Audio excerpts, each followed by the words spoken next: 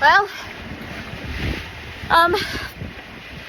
we are in the middle of Biscayne Bay, and I will come out a little so, well, it won't do that.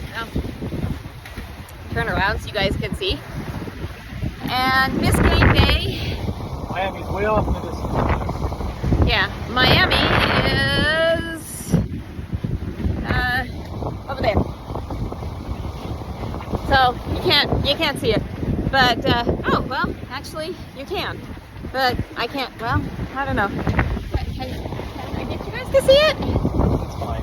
It's fine. It's over there somewhere. Yeah, over there.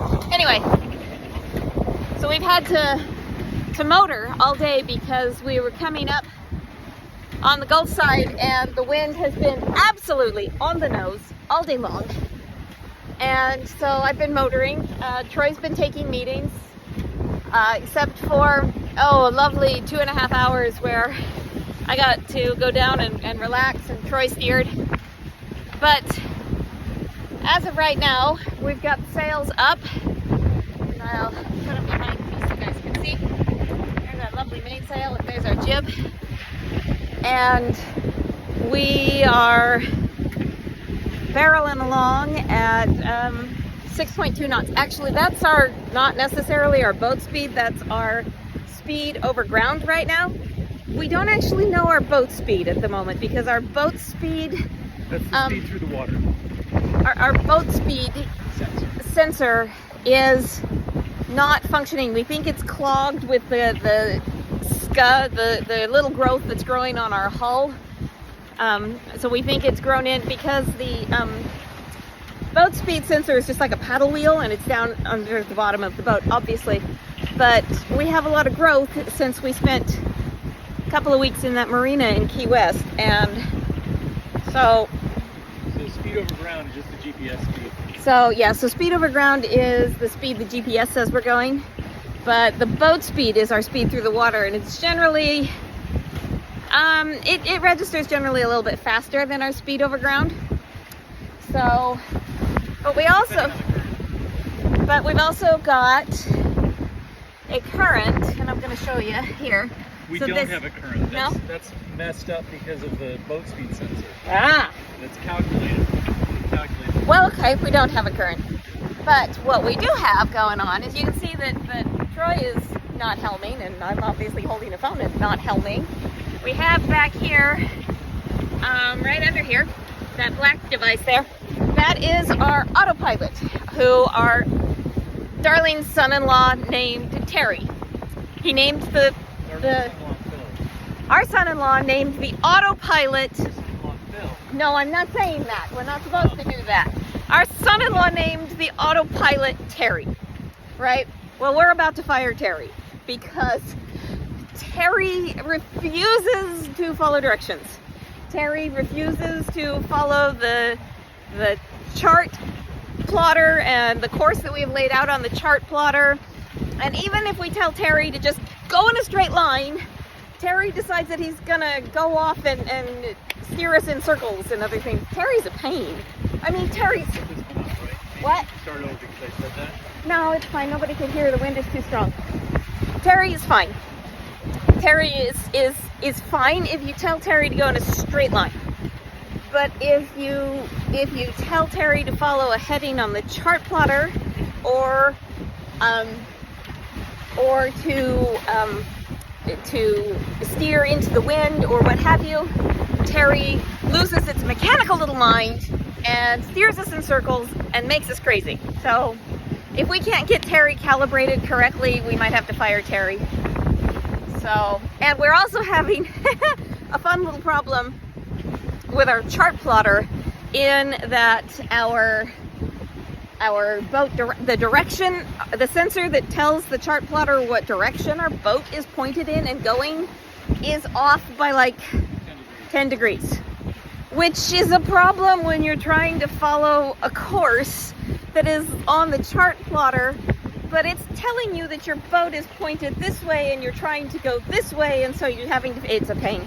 So we might actually tomorrow have to deliberately sail in circles to recalibrate everything. So we're headed into Miami.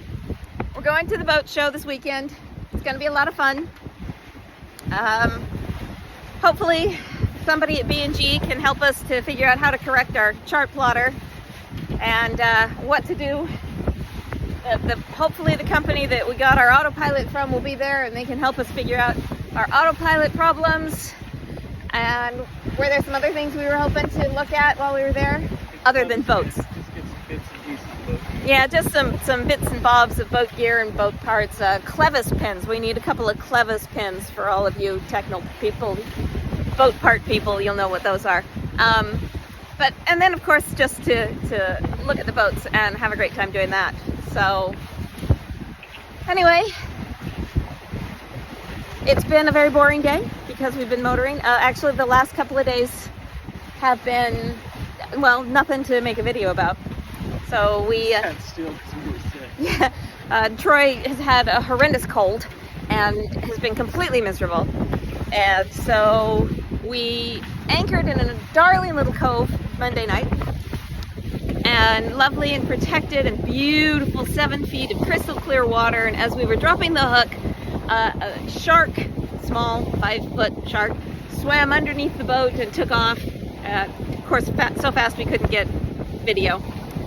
And while we were dropping the anchor, Troy had been using his AirPod Pros for their noise canceling properties while we had the motor running, because man, it's freaking loud.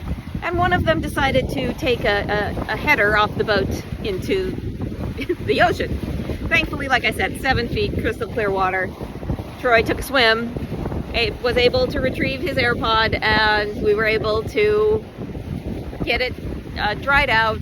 Silicone packets are great. Silicate packets are great. And so, you know, we're able to get it dried out. It's working great. But the thing is I went to get the boat ladder so that Troy could get back on the boat. And the boat ladder wasn't in the AMA where it was supposed to be. And it's like, I don't know where the boat ladder is. But thankfully we have a different ladder in the dinghy, but it's designed for the dinghy, not the boat. But I grabbed that, threw it over the side, attached it so that Troy could climb back on the boat. Yeah, it's a problem with the dinghy ladder. It doesn't work real well. So that was a challenge. And so yesterday we decided that the weather was bleh. I mean, it kept bucketing rain, and it would say that the rain was going to stop, and then the wind would pick up and blow at 20 with gusts up to 25 knots. And so we were looking at each other going, I just don't want to sail in this. It's cold, it's wet, and Troy felt horrible. And so we just like, you know what? Let's just stay at anchor. Let's just relax for the day. It's a beautiful spot. And so the rain stopped, right around lunchtime. And so we just did a bunch of boat projects. We cleaned out the almost, found the actual boat ladder. Yay. So we cleaned out the AMAs and used the hand bilge pump, because when we were in the marina in Key West, we had the AMAs folded up, and we have discovered that our hatches leak. Both hatches leak. And so the AMAs had water in the bottom of them. So, and since our generator sits in one of the AMAs, that's not a good thing. So we got the AMAs cleaned out, got the water pumped out, reorganized everything, found the boat ladder. Okay, well, yeah, Troy says that there was only like 2 inches of water in each one. But, 2 inches of water, you don't really want that in there making things nasty.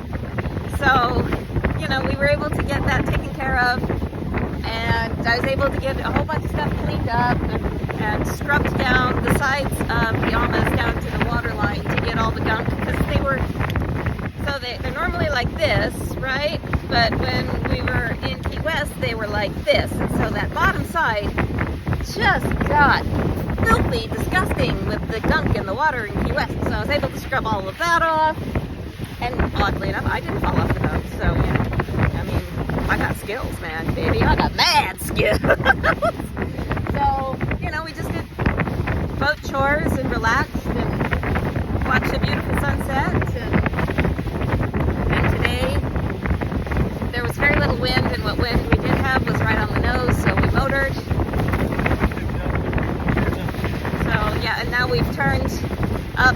The wind is off the starboard forward quarter, so we've been able to put up the sails, and we've come through our last channel into Biscayne Bay. There's been a lot of little channels through the mangrove islands and through the mud flats. Thankfully, all of them extremely well marked, very easy to navigate, and so, you know, that was my job today, was to navigate us through all of the little mangrove islands and through all of the channels and get us up into Biscayne Bay. And so now we're headed into Miami, and I'm hoping that we'll get there in time to clean ourselves up and maybe go out to dinner, because I think we're both tired of our own cooking. It's about 5 o'clock now. Who knows? But we're both a little tired of our own cooking. So that's been our last couple